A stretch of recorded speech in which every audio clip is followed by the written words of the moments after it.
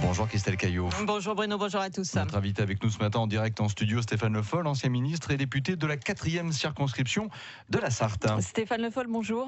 Bonjour. Après avoir été ministre de l'Agriculture, porte-parole du gouvernement pendant 5 ans, vous avez vu quotidiennement sur le devant de la scène. Aujourd'hui, vous êtes, et je mets 36 guillemets, seulement député de la Sarthe. Est-ce que les journées ne sont pas un petit peu longues? Finalement, comment ça va ce matin? Longues, elles sont toujours assez longues, oui. Après, est-ce qu'elles sont aussi occupées? Sûrement pas. La pression n'est pas la même. Et donc, il faut simplement se réadapter. Je l'ai dit, ça crée quand même un certain vide. Donc, il faut réoccuper doucement ce vide. Éviter d'aller trop vite, d'ailleurs, parce que on peut, là aussi, se tromper si on va trop vite. Et donc, au fur et à mesure, j'essaye de reprendre des marques. Vous faites quoi pour occuper ce vide? Beaucoup de vélo, de la course à pied. En Sarthe? En Sarthe, oui. Je n'ai pas bougé de la Sarthe. L'actualité politique, c'est depuis hier au Mans le premier rassemblement du parti de la Nouvelle Gauche. Alors, quels sont les objectifs de cette réunion de 2 jours? Les objectifs, c'était la Sarthe a été choisie parce qu'on est les 2 départements avec l'Ardèche où il y a 2 députés socialistes, donc il fallait. Avec Marietta Caramalian. Et c'est Marietta, qui a proposé que qu'on se réunisse en Sarthe. Donc, objectif, c'est de préparer la rentrée. Ce matin, il y aura des discussions sur les sujets, le logement, APL, quelle position, comment. Je rappelle simplement que quand vous baissez les APL et que vous demandez aux bailleurs sociaux de baisser les loyers, c'est autant de recettes en moins pour pouvoir investir. Voilà, je fais à l'avance. Et puis, sujet cet après-midi sur les questions institutionnelles pour pouvoir, se caler sur des positions. Ouais, c'est un peu vous mettre en ordre de bataille avant la loi de finances qui arrive dans les prochaines semaines. Parce que finalement, aujourd'hui, on vous sent un petit peu sur la réserve. Vous êtes avec ou contre le gouvernement Macron aujourd'hui? Écoutez, je vais prendre 2 exemples pour qu'on s'explique de manière la plus claire qui soit. Les propositions et les mesures qui ont été annoncées hier par Nicolas Hulot. Prime à la casse revalorisée, voiture neuve ou voiture d'occasion, sur les chaudières, rénovation, efficacité énergétique. Ça correspond tout à fait d'ailleurs à ce que j'avais appelé un panier patrimonial, dans lequel, pour ce qui me concerne, j'y mettrai 1% du PIB, 22 milliards, pour donner aux gens cette capacité de s'adapter. Bon, ça va dans le bon sens. Loi de finances, suppression de l'ISF, mise en place d'un prélèvement forfaitaire unique, ce qui fait qu'on va, faire une dépense fiscale de l'ordre de 4 à 5 milliards d'euros pour 200 000 personnes. Là, ça coince un petit peu plus. C'est pas que ça coince, c'est que ça va pas. Sur la réforme du Code du travail, sur la suite, sur la facilité pour les licenciements, arrive derrière les retraites, la réforme des fonctionnaires, là-dessus...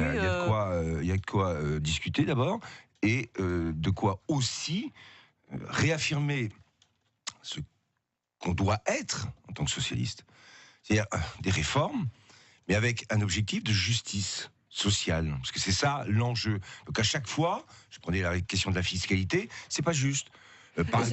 Par contre, ce qu'a proposé Nicolas Hulot, ça va dans un sens qui est tout à fait positif. Il y a des choses bien, il y a des choses moins bien. En même temps, on vous sent quand même très, très sur la réserve. Vous n'avez pas à manifester, ni à faire grève. Vous allez durcir un petit peu le ton. Non, mais est-ce que vous vous rendez compte, vous venez de le dire, vous oubliez ce que vous venez juste de dire. J'étais ministre il y a combien de temps? 4 mois et demi? 5 mois? Je vais appeler à manifester? Non, faut être un tout petit peu sérieux. Voilà. France Bleu Maine, il est 7h51. Stéphane Le Foll, ancien ministre et député de la 4e circonscription. La Sarthe est notre invité ce matin. Sur l'actualité en Sarthe, on va parler quand même des municipales au Mans avec Jean-Claude Boulard qui a fait savoir qu'il ne se représenterait pas en 2020. Alors vous allez me dire c'est encore loin, chaque chose en son temps, on prend les matchs les uns après les autres. Mais est-ce que ça vous tente? Je vous repose la question que je vous ai posée il y a 18 mois. Est-ce que ça vous tente la mairie du Mans? J'ai répondu à cette question. Mais aujourd'hui? C'est dans 3 ans. Il y a, à partir de là, d'abord, à continuer le travail qui a été engagé, et pendant les 3 années qui viennent, avec le maire qui s'appelle Jean-Claude Boulard. Et donc, ce travail doit se poursuivre. Il doit se faire dans la sérénité et dans la cohérence.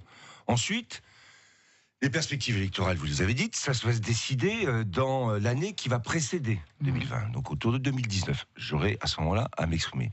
Mais quoi qu'il arrive, pour ce qui me concerne, les questions posées par voulez-vous être en responsabilité, dans telle et telle responsabilité, ne valent, et je vais sortir un livre sur l'agriculture, ça ne vaut que si on réfléchit à ce que l'on veut faire. Alors justement, vous, qu'est-ce que vous aimeriez faire pour la ville du Mans? Ça serait quoi votre projet idéal pour la ville du Mans en tant que futur maire? Je connais tout ça par cœur. La Sarthe et le Mans ont des atouts. Ils ont aussi des faiblesses. Il faut réfléchir. Qu'est-ce qu'il faut changer dans la ville du Mans? il y a des sujets sur la Sarthe et le Mans, d'ailleurs les deux sont très liés, sur lesquels il faut qu'on engage des réflexions avec des gens qui peuvent être très aidants, mais je vais prendre par exemple la question des 24 heures. 24 heures, c'est une marque mondiale. Il n'y a pas beaucoup de villes qui, lorsque vous vous baladez dans le monde entier, vous dites, vous venez du Mans, on vous dit, ah, les 24 heures. Bon, un sujet, et j'ai déjà engagé avec Pierre Fillon un travail sur ce qu'il appelle le Mans Resort, c'est-à-dire comment on redonne aux 24 heures cette capacité à être ce qu'elles sont aujourd'hui, ce qu'elles ont été dans l'histoire, c'est-à-dire un lieu d'innovation. On avait la French Tech sur la mobilité nouvelle, donc comment on crée un écosystème qui va permettre, sur la base des 24 heures, d'aller vers l'avant, en particulier et de valoriser sur toutes les nouvelles motorisations la ville du Mans. écologiques, efficaces énergétiquement. Je pense en particulier à la voiture à hydrogène. Voilà un sujet sur lequel il faut continuer de travailler. Puis après, les autres questions, on y reprendra le moment venu. Stéphane Le Foll, député de la 4e circonscription de la Sarthe et peut-être candidat à la mairie du Mans. Vous êtes décidément très têtu, mais je vous pardonne. À très bientôt. Merci à vous Stéphane Le Foll. Belle journée. Entretien à réécouter sur francebleu.fr.